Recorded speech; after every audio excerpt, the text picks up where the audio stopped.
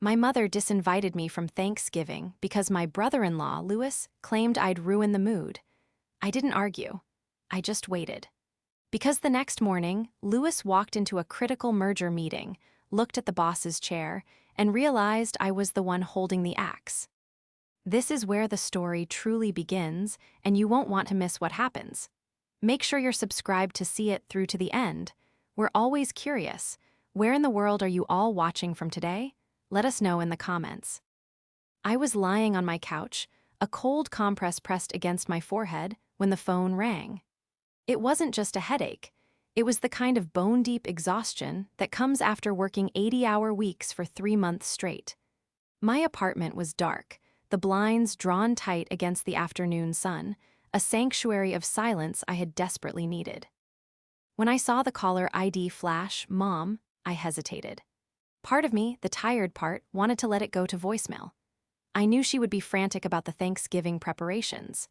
It was 2 days away, and usually by this time, she was spiraling about turkey brines and seating arrangements.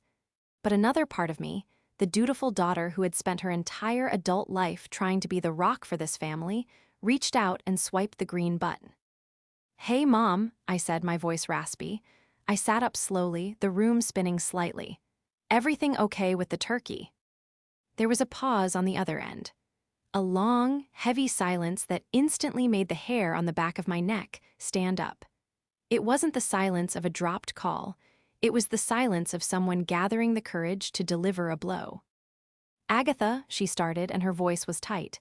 High-pitched, nervous. Are you sitting down?" "I am," I said, frowning. I adjusted the ice pack. "What's wrong? Is it Dad's blood pressure again?" No, nothing like that," she said quickly, but she didn't sound relieved. She sounded guilty. I could hear the faint clatter of dishes in the background, likely Rose, my younger sister, helping her in the kitchen. The sounds of a home I was supposed to be in 48 hours from now. "Mom, just tell me," I said, closing my eyes. "It's about Thanksgiving," she said, her words rushing out in a singular breath. We think it might be better if you didn't come this year." I froze.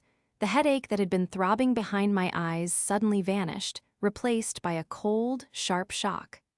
I pulled the phone away from my ear for a second, staring at it as if it had malfunctioned, then pressed it back. "I'm sorry," I whispered. "I think the line cut out. It sounded like you said I shouldn't come." "You heard me, Agatha," she said, her voice trembling but gaining a strange, defensive edge. "Look, we've been talking. Specifically, Louis and Rose, and, well, Louis feels very strongly about this being a certain kind of event. It's his first year really hosting as the man of the house, since they moved into the new place." "The place I helped them with the down payment for?" I asked, the words slipping out before I could stop them. "Don't bring up money, Agatha, it's unbecoming," she snapped, pivoting instantly to offense. "This isn't about money, it's about the atmosphere." "The atmosphere," I repeated, my grip on the phone tightening until my knuckles turned white. "What does that mean?" "It means," she sighed, a long, exasperated sound that signaled she was tired of explaining basic social concepts to her disappointment of a daughter. "Louis thinks you're heavy. You bring a heavy energy, Agatha. You look tired all the time, you don't dress up, and when people ask you about your work, you just mumble about data and spreadsheets. It's depressing. Louis invited his boss and a few colleagues this year, high-energy people, success stories. He's worried that if you're there, sitting in the corner looking gloomy with your situation, you'll ruin the mood." My situation, that was what they called my life. I sat there in the dark, the humiliation washing over me like ice water. It wasn't just that I was being uninvited. It was the reason. I wasn't just unwanted, I was a stain. A blemish on the perfect, glossy image Louis wanted to project to his boss. "So," I said, my voice barely steady, "Louis thinks I'm an embarrassment, and you agree." "I didn't say that," she protested weaky. I want Rose to be happy. She's finally settled, Agatha. She has a husband who is going places. We have to support that. We can't have you dragging down the vibe just because you haven't figured your life out yet. Maybe you can just work. You're always working anyway." I felt a tear hot and sharp track down my cheek, but my voice hardened. You're choosing his vibe over your daughter. I'm choosing family harmony, she cried. Don't make this difficult, Agatha. Just stay home, order a pizza. We'll send you a plate next week. Click. ACH. Lung up. I sat there for a long time, the silence of my apartment now feeling less like a sanctuary and more like a tomb. I had been discarded. Cast aside because my brother-in-law, a man who had been in the family for less than 2 years, decided I wasn't shiny enough for his table. I looked at the coffee table in front of me. Beneath the clutter of headache medicine and water glasses lay a thick, leather-bound folder I had brought home the night before. It was black, nondescript, stamped only with the logo of a massive private equity firm, Obsidian Capital. I reached out and touched the cool leather. My mother thought I did data entry. Louis thought I was a burnt-out secretary. Rose thought I was a cautionary tale of a woman who worked too hard for too little. They saw the bags under my eyes and the cheap clothes I wore to family events to avoid drawing attention. They didn't see the reality. They didn't know that the Reaper wasn't just an industry urban legend, it was me. I opened the folder. The first page was a dossier, a corporate acquisition transition plan. Target company, Vertex Marketing Solutions. Department for Immediate Restructuring, Northeast Sales and Brand Management. Director of Department, Louis Miller. I stared at his name typed there in crisp, black ink. The betrayal was worse than the diagnosis itself. For the first hour after the call, I didn't move. I couldn't. It felt as though my body had been replaced with lead. The rejection sat heavy in my chest, a physical weight that made breathing difficult. I kept replaying my mother's voice in my head, the casual cruelty of it. Order a pizza. We'll send you a plate next week. Like I was a stray dog they were tired of feeding. I stood up and walked to the window, peering through the slats of the blinds. The city below was bustling, people rushing home with grocery bags full of cranberries and stuffing, anticipation radiating from the streets. I was supposed to be part of that. I had bought a vintage bottle of wine, a Cab Sav from 2015 that cost more than Louis's weekly paycheck, specifically to congratulate him on his big year. I walked to the kitchen and poured the wine down the sink. The dark red liquid swirled into the drain, gurgling away, just like my place in the family. My phone pinged. I braced myself, expecting an apology. Maybe Mom had come to her senses. Maybe Rose had intervened and told them they were being insane. It was a text from Rose. Rose, hey Aggie. Mom told me she spoke to you. I'm really sorry it worked out this way, but honestly, it's for the best. Louis is under so much pressure right now with this merger, and he really needs everything to be perfect tomorrow. He says you have a way of making people feel judged just by sitting there. Weird, right? Anyway, love you. Let's do coffee in Jan.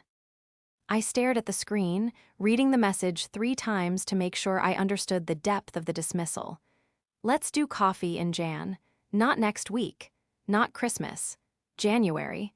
I was being put in a box and shelved until it was convenient for them. Judged, I whispered to the empty room. He feels judged. A bitter laugh bubbled up in my throat.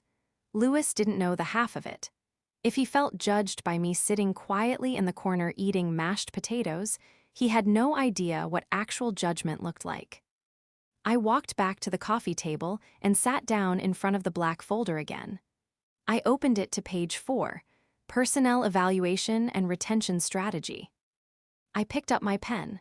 It was a heavy, expensive fountain pen, a gift from a CEO whose company I had saved from bankruptcy last year. A man who respected me. A man who knew that when Agatha Vance walked into a room, the air changed pressure. I began to read Louis's file. It was a disaster. I had only skimmed it before, knowing I had to deal with Vertex Marketing on Monday. I hadn't made the connection that Vertex was Louis's firm until I saw his name on the org chart earlier. Now, I read with the eyes of a surgeon preparing to cut. Louis's department was bleeding money. His big year was a fabrication.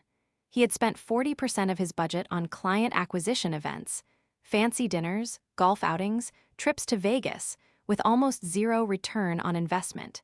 His team's morale scores were in the single digits. There were 3 HR complaints against him for unprofessional conduct and delegating core responsibilities to interns. I turned the page. Notes from outgoing CEO: Lewis is charming but ineffective, projects an image of success but lacks substance.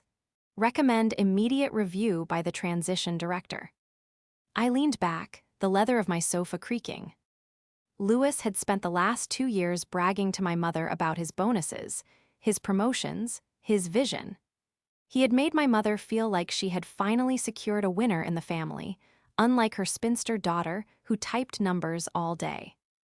He had built a castle out of sand, and he had invited his new bosses to tea. Thanksgiving to try and shore up the walls. That's why he didn't want me there. He didn't want anyone who knew him before the suit. He wanted to sell a fantasy. I looked at the calendar on my wall. Thursday, Thanksgiving. Friday, Vertex Marketing Acquisition, Day 1. Transition meeting, 8:00 a.m. My mother had said Lewis invited his boss. What Lewis didn't know, what nobody at Vertex knew yet, was that the boss he was trying to impress had been fired 2 hours ago as part of the acquisition deal. The new ownership group, Obsidian Capital, was taking full operational control effective midnight tonight. And the person Obsidian had assigned to restructure Vertex. The person who had sole discretion over who stayed and who was fired. Me. I felt a cold calm settle over me, replacing the hurt. It was the same icy focus I felt when I walked into a boardroom to tell a room full of executives that their company was insolvent. I picked up my phone. I didn't reply to Rose. I didn't call my mother back. Instead, I opened my work email app. To HR Department, Vertex Marketing, acquired from Agatha Vance, Senior Restructuring Partner, Obsidian Capital. Subject: urgent. Schedule change for Friday morning. Please ensure that the Director of Northeast Sales, Mr. Lewis Miller, is the first appointment on my docket for Friday. 8:00 a.m. sharp. Prepare the severance packages for his department for my review. I will be handling his evaluation personally. I hit send. They wanted me gone because I ruined the mood. They wanted me to disappear because I wasn't successful enough. They had forgotten one crucial thing. They assumed my silence was weakness. They assumed my lack of bragging meant a lack of power. They thought they were the main characters of this story, and I was just an extra to be cut from the scene. I closed the black folder with a soft thud. Enjoy your turkey, Lewis, I whispered. To understand why this betrayal cut so deep, you have to understand what I gave up for them. I wasn't always the reaper. 10 years ago, I was just a 22-year-old girl with a scholarship to an MBA program and dreams of working in nonprofit management. Then, Dad got sick. The strokes came one after another, debilitating and expensive. The medical bills ate through their savings in 6 months. Then the house needed a new roof. Then Rose needed tuition for her design school because she couldn't possibly work and study at the same time. She was too artistically fragile, Mom had said. So I dropped the nonprofit dream. I went into corporate restructuring. I went to the sector where they paid for blood. I took the jobs nobody else wanted, the firing, the slashing, the brutal efficiency audits. It paid incredibly well, but it killed a part of my soul. I sent checks home every month. I paid off the mortgage on my parents' house so Mom wouldn't have to worry. I paid Rose's tuition. I paid for Rose's wedding dress, the one she was wearing when she met Lewis. I never told them how much I made. I didn't want them to treat me like a bank. I told them I did data processing and logistics. It was boring enough that they stopped asking, and humble enough that they felt comfortable pitying me. And then came Lewis. He appeared 2 years ago, sweeping Rose off her feet at a gallery opening. He was everything I wasn't: loud, colorful, and relentlessly self-promoting. He was a marketing guru, a title he bestowed upon himself on LinkedIn. From the moment he entered the family, the dynamic shifted. I remember the first time he came to Sunday dinner. He walked into my parents' modest dining room, wearing a suit that cost more than their car, and looked around with a sneer disguised as a smile. "Quaint," he had said, touching the worn wallpaper. "Very retro. We'll have to get you guys into the 21st century." Mom ate it up. She was starved for glamour, and Louis fed it to her by the spoon. He started making subtle digs at me almost immediately. "So, Agatha," he'd say, pouring himself a glass of wine without asking. "Still punching numbers into the matrix? You know, you should really think about upskilling. AI is going to replace data entry drones in 2 years tops. I could maybe get you an internship in our mailroom. It's competitive, but I have pull." "I'm fine, Louis," I'd say, keeping my head down, eating my peas. "Suit yourself," he'd laugh, winking at Rose. "Just don't come crying to us when the robots take over." He was a shark in a polyester suit. He borrowed money from Dad for investments that never seemed to pay out. He convinced Rose that she needed a luxury car she couldn't afford. And slowly, systematically, he poisoned them against me. He painted me as the jealous, bitter older sister, the one who had no life, no man, no prospects. "She's just intense," I heard him tell Mom once in the kitchen. "She looks at us like she's analyzing us. It's creepy, Janice. It makes Rose uncomfortable." It wasn't that I was analyzing them. It was that I could see through him. I could see the desperate insecurity behind the flashing watch. I could see the sweat on his brow when the bill came at restaurants, right before he'd conveniently realize he left his wallet in the car, leaving me to pay again. He knew I saw him. That was the real reason he didn't want me at Thanksgiving. It wasn't about the mood. It was about the witness. He couldn't play the big-shot tycoon in front of the one person who knew he was a fraud. And now he had convinced my mother, the woman whose house I saved, to cut me out completely. I looked at the personnel file again. I flipped to the section labeled financial discrepancies. There were expense reports here that didn't add up. Client dinners that coincided with Rose's birthday weekend. Travel expenses for conferences that didn't exist. He wasn't just incompetent, he was stealing. He was stealing from the company to fund the lifestyle he used to impress my family, all while calling me a failure. I felt a vibration in my pocket, another text, this one from Mom. "Mom, I hope you're not mad, honey. It really is for the best. Louis says maybe next year we can do a separate lunch, just the girls. He's really going places, Agatha. We have to support the winner in the family." "The winner," I said aloud. I stood up and walked to my closet. I pushed aside the gray cardigans and slack pants I wore to see them. I reached into the back, where I kept my work armor. I pulled out a charcoal Armani suit, sharp enough to cut glass. I pulled out my stilettos. I pulled out the briefcase that I usually left at the office. I wasn't going to Thanksgiving. I would respect their wishes. I wouldn't ruin their mood. But Friday morning was going to be a bloodbath. Thanksgiving morning dawned gray and rainy, the kind of weather that usually makes a home feel cozy, if you have a home to be in. I woke up at 6:00 a.m., my internal clock ignoring the holiday. For a brief, disoriented second, I thought I needed to get up and start prepping the cranberry sauce, a recipe I had perfected over 5 years of being the designated sous chef. Then, the memory of the phone call hit me. The mood, the rejection. I lay in bed, staring at the ceiling, feeling the phantom limb of my family.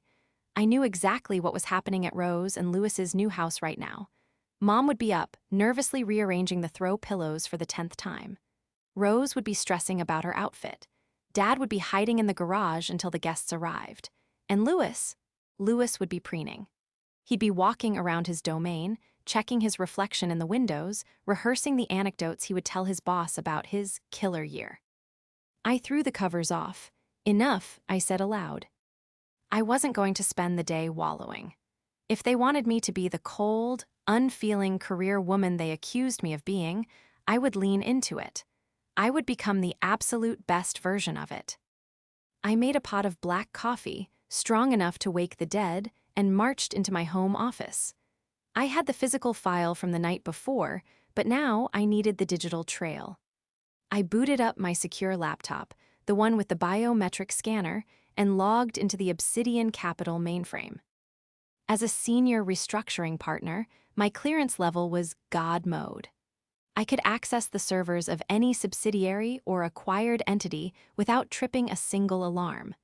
Vertex Marketing was now ours, which meant their servers were mine. I typed in Lewis Miller into the expense tracking query. The screen filled with data, rows and rows of transactions. I sipped my coffee, my eyes scanning the lines.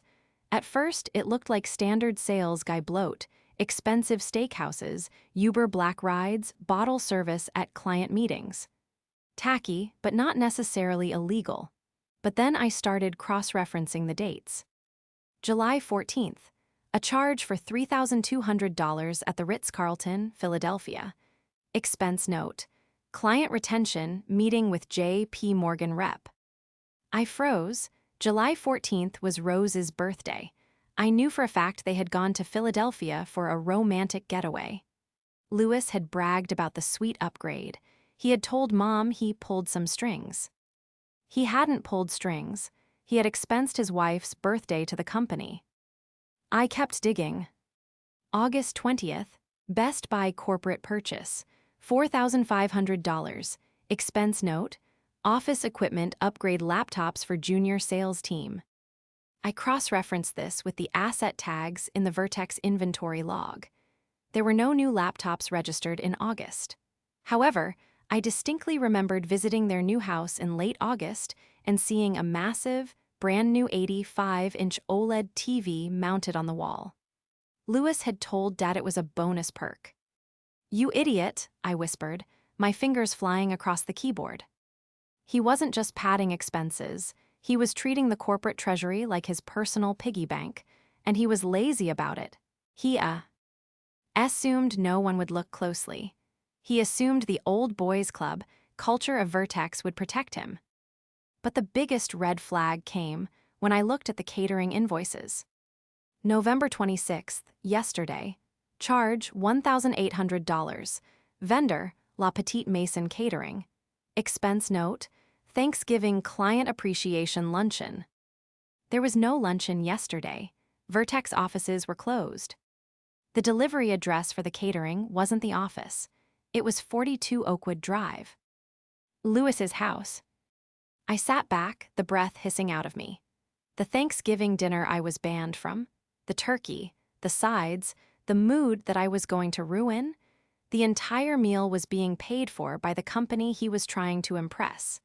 He was hosting his old boss and his colleagues using stolen money, serving them food they had unknowingly paid for. The sheer audacity was breathtaking. I spent the next 8 hours building the case. I didn't eat. I didn't turn on the TV. I was a forensic architect constructing a prison cell out of PDFs and Excel sheets. By 8:00 p.m., I had a 40-page report. I called it the Miller audit. I printed it out on heavy bond paper and bound it in a fresh black folder. My phone buzzed. It was a picture message from Mom. A selfie of her, Dad, Rose, and Lewis holding champagne flutes. They looked happy. Lewis was grinning, his arm draped possessively over Rose, his other hand holding a glass of what looked like very expensive vintage champagne. Caption, Happy Thanksgiving, we miss you. Lewis gave a beautiful toast about family prosperity. I looked at the champagne bottle in the photo, Dom Perignon. I turned back to my computer and searched the expense log for liquor store. There it was, November 26th, $350. Family prosperity, I muttered, saving the screenshot of the text message and dropping it into the digital evidence folder. I wasn't sad anymore. The grief had burned off hours ago, leaving behind something harder, cleaner. I went to bed early. I needed to be well rested. Tomorrow wasn't just a meeting. It was an execution. Friday morning, 7:45 a.m. The Vertex marketing headquarters was a glass and steel monolith in the financial district. I had been here before, years ago, but never like this. Today, I walked in through the main revolving doors not as a visitor, but as the owner. The security guard at the front desk looked up, bored. "Can I help you, miss? Deliveries are around back." I stopped. I was wearing my charcoal Armani suit, my hair pulled back in a severe, immaculate bun. My heels clicked with a menacing rhythm on the marble floor. I didn't look like a delivery girl. I looked like a lawsuit waiting to happen. I slid my Obsidian Capital ID card across the desk. The guard picked it up, glanced at it, and his eyes went wide. He scrambled to stand up. "Ms. Vance, I wasn't told you'd be on site personally, I thought." "You thought I was data entry," I asked coolly. "Is the boardroom prepped?" "Yes, ma'am, the executive suite on the 40th floor. The elevators are unlocked for you." "Thank you." I rode the elevator up in silence, watching the numbers tick higher. 20, 30, 40. With every floor, I shed the skin of Agatha, the disappointing daughter, and fully inhabited Agatha, the senior partner. The boardroom was impressive. Floor-to-ceiling windows overlooking the city, a mahogany table long enough to land a plane on, and plush leather chairs. I took the seat at the head of the table, the CEO's chair. I placed the black folder in front of me. I checked my watch. 7:58 a.m. At 8:03 a.m., the door swung open. Lewis walked in. He looked rough. His skin was pasty, his eyes slightly bloodshot, the classic signs of a successful Thanksgiving hangover. He was wearing a suit, but his tie was slightly crooked, and he was carrying a venti coffee cup like a lifeline. He was looking down at his phone, typing furiously. "Look, I don't care who the transition guy is," he was saying to someone on the phone, likely Rose. "I'll dazzle him, it's just a formality. I'll be home by noon, babe, love you." He hung up and tossed the phone onto the table without looking at me. "Sorry I'm a few minutes late," he said, his voice breezy and arrogant, still not making eye contact as he arranged his notepad. Traffic was a nightmare, and honestly, the holiday wiped me out. You know how it is, so let's get this over with. I assume you have the new contracts for my team." He finally looked up. For a moment, his brain didn't register what his eyes were seeing. He blinked. He squinted slightly, as if the light in the room had suddenly shifted. He saw a woman in a power suit sitting in the boss's chair. He saw the familiar face. But the context was so impossible, so shattered, that he couldn't connect the two. "Agatha?" he asked. The word came out as a confused squeak. I didn't smile. I didn't blink. I just stared at him with dead, shark-like eyes. "Good morning, Mr. Miller," I said. My voice was an octave lower than H. E was used to hearing at family dinners. It was my boardroom voice. "Please, take a seat. We have a lot to get through." Lewis stood frozen in the doorway, his mouth slightly open. What are you doing here?" He let out a nervous, incredulous laugh. "Did Rose put you up to this? Is this a prank? Seriously, Aggie, you can't be in here. This is a restricted floor, if security finds you." "Sit down, Lewis," I commanded. I didn't shout. I didn't have to. The authority in my voice cracked through the air like a whip. He flinched. The color started to drain from his face, leaving him looking sickly green. He took a stumbling step forward and sank into the chair opposite me, looking small and confused. "I don't understand," he stammered. You do data entry, you work for. I don't even know who you work for." "I work for Obsidian Capital," I said, tapping the logo on the black folder. "The company that bought Vertex Marketing 17 hours ago." I leaned forward, clasping my hands on top of the file. "I am the senior restructuring partner assigned to this acquisition.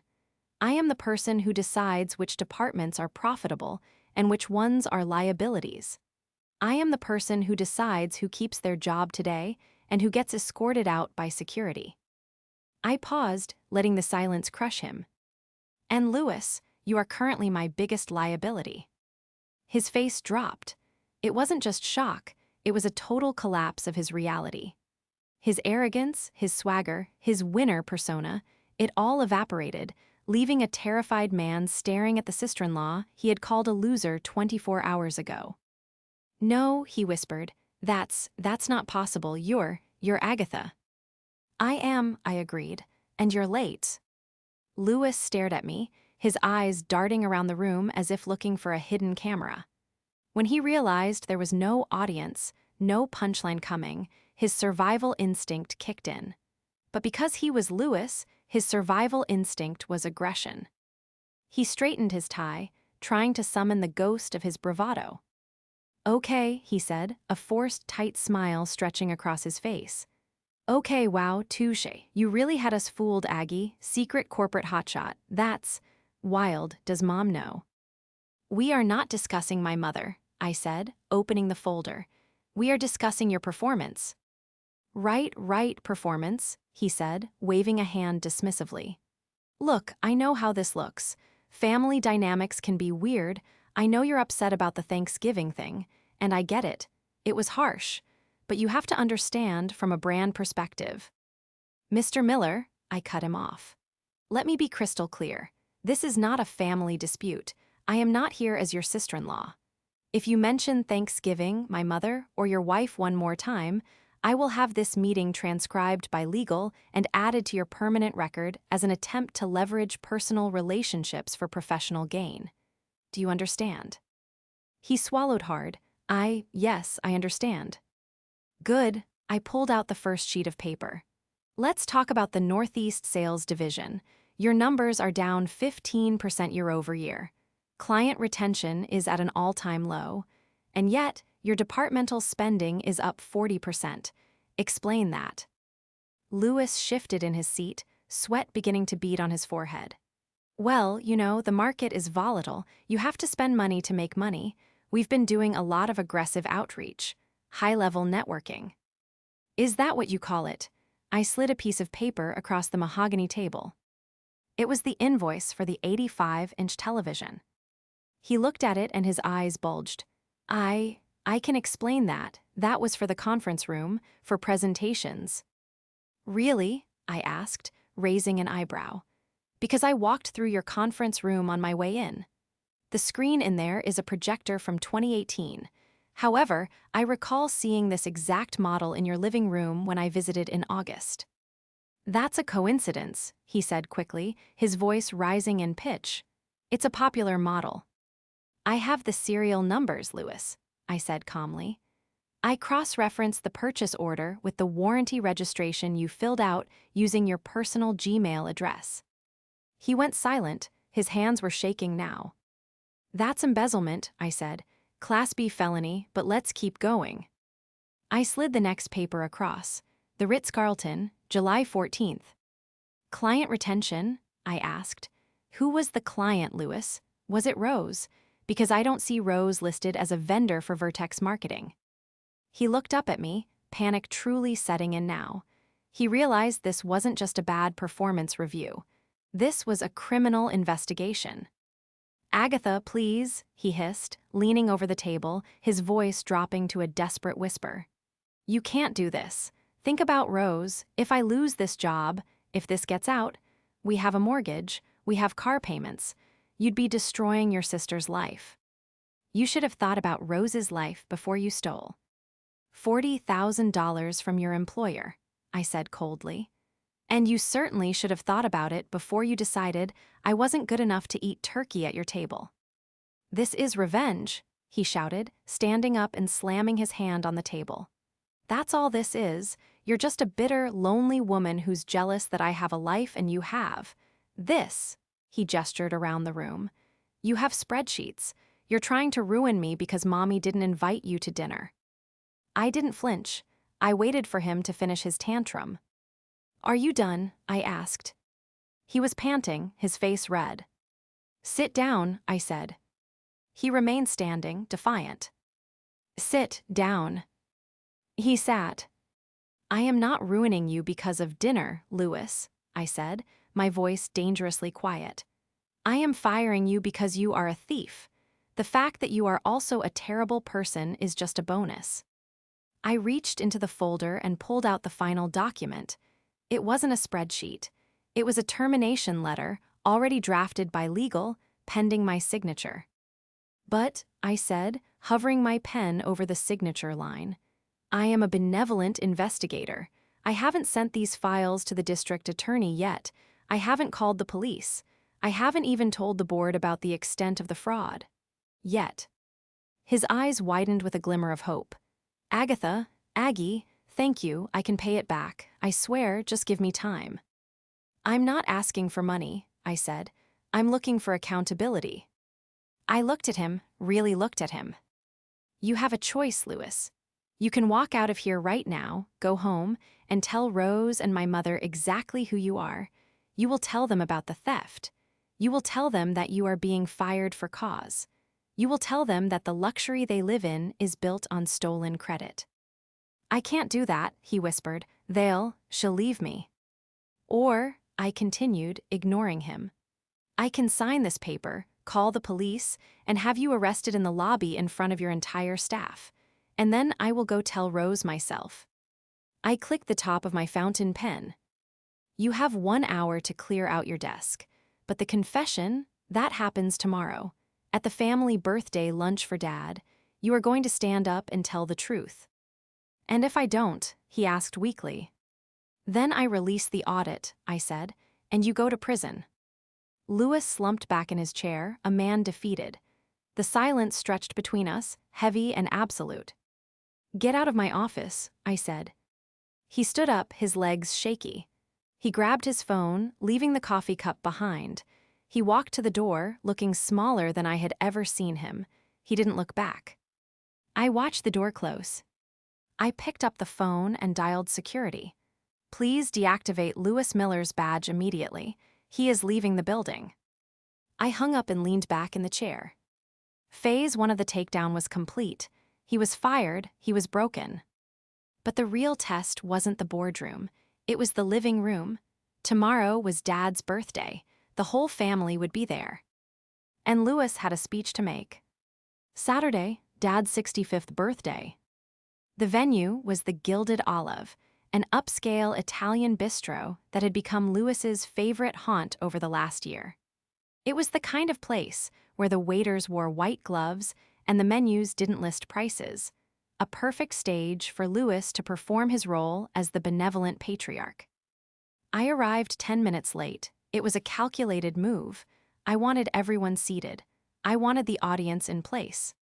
I walked through the heavy oak doors, the hum of polite conversation washing over me. I wasn't wearing my corporate armor today. I wore a simple, elegant navy dress, but I carried myself with the same steel spine I had displayed in the boardroom. I spotted them at the large circular table in the center of the room. Mom was laughing at something, her head thrown back. Rose was checking her makeup in a compact mirror. Dad looked uncomfortable in a stiff collar, staring at the bread basket. And Louis. Louis sat with his back to the door, his posture rigid. He wasn't drinking wine today. He was gripping a glass of water like it was the only thing anchoring him to the earth. I approached the table silently. The waiter, sensing the shift in atmospheric pressure, stepped aside. "Happy birthday, Dad," I said, my voice cutting through the ambient noise. The table went silent. Mom's head snapped up, her smile vanished, replaced by a look of sheer fluster. "Agatha, what? What are you doing here?" She looked nervously at Louis, then back to me.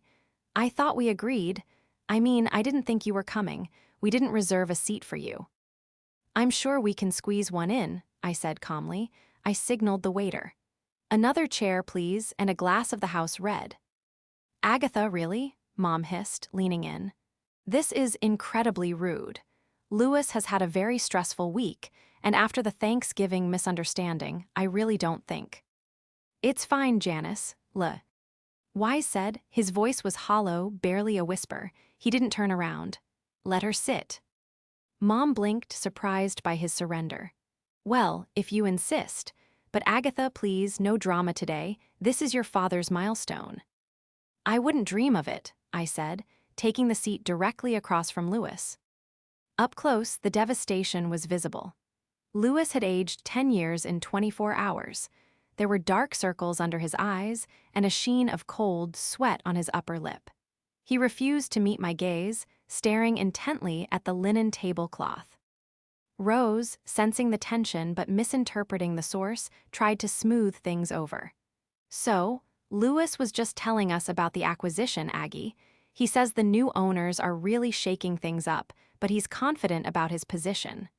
"Right, honey." She placed a hand on his arm. Louis flinched as if he'd been burned. "Right," Louis croaked. "He's being modest," Mom chimed in, glaring at me.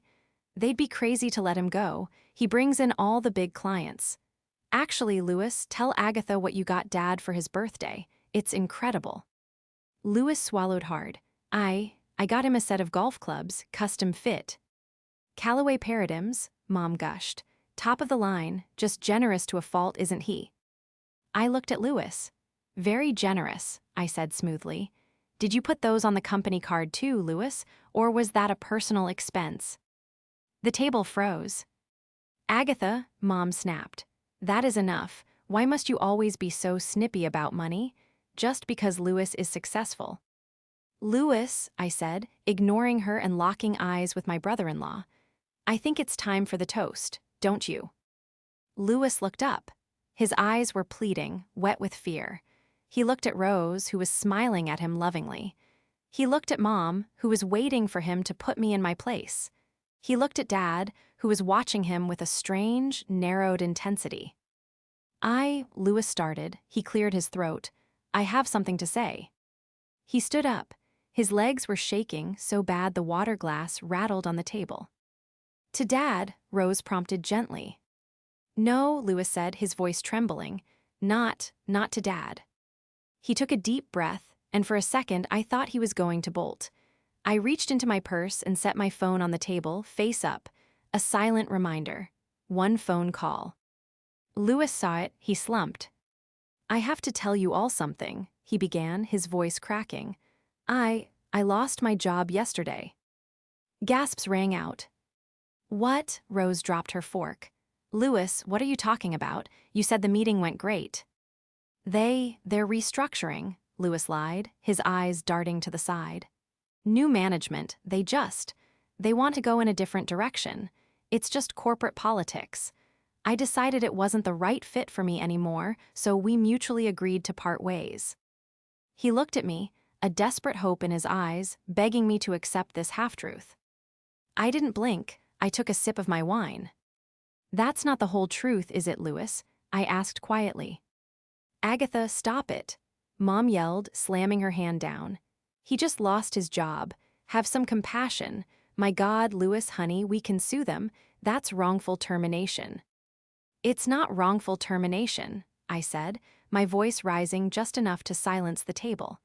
"And it wasn't a mutual agreement." "Agatha, don't," Louis whispered. "Tell them," I commanded.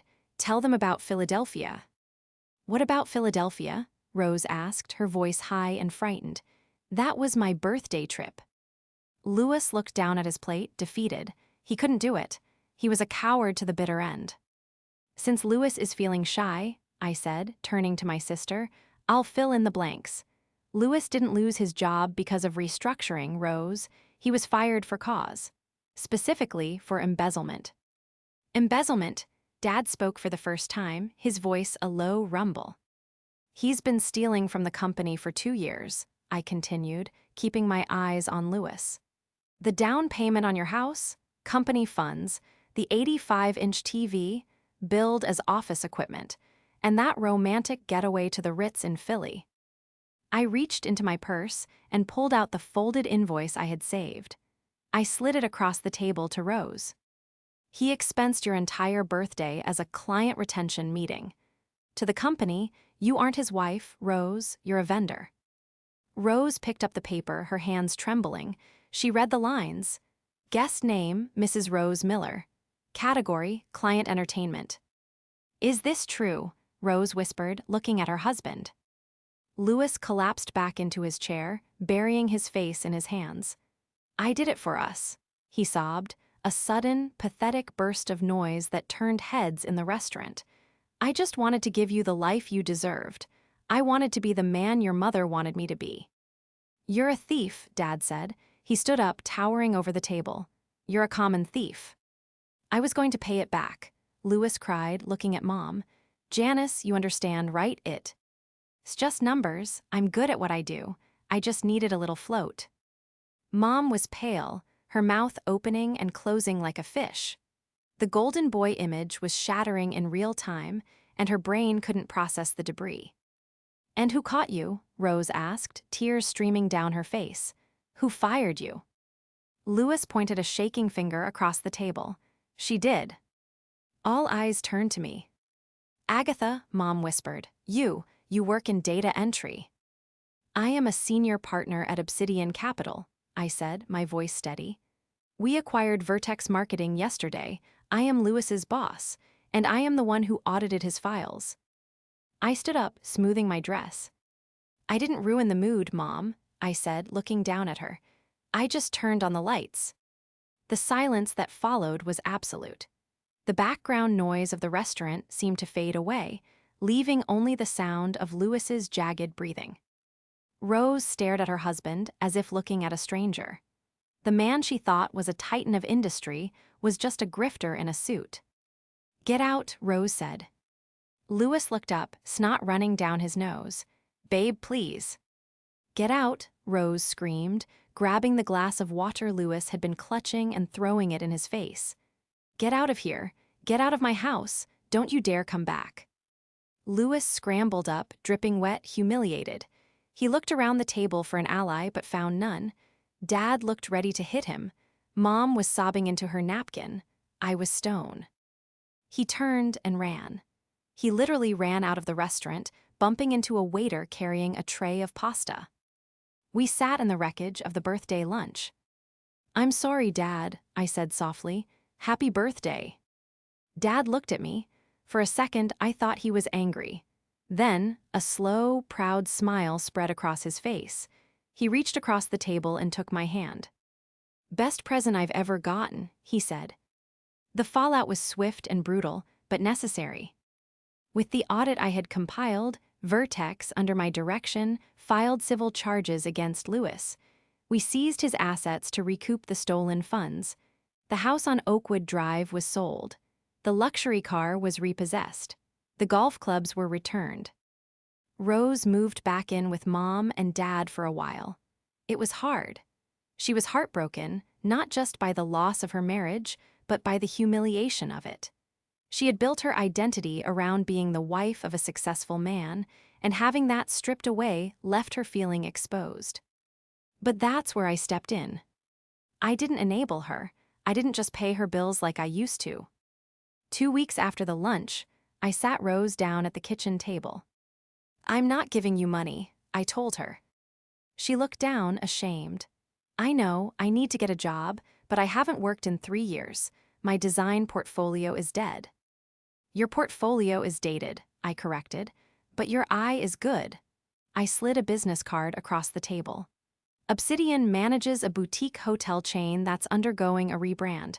They need a junior design associate. It's hard work, long hours. The pay is entry-level, but it's real."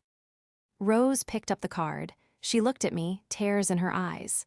"Why are you helping me? After how I treated you, I let him talk to you like you were garbage." "Because you're my sister," I said, "and because I know what it's like to be underestimated." Rose took the job. She struggled at first, but 6 months later, she was promoted. She was paying her own rent on a small studio apartment. She looked tired, but she looked happy. Happier than she ever looked in the passenger seat of Louis's leased Mercedes. And Mom had the hardest time.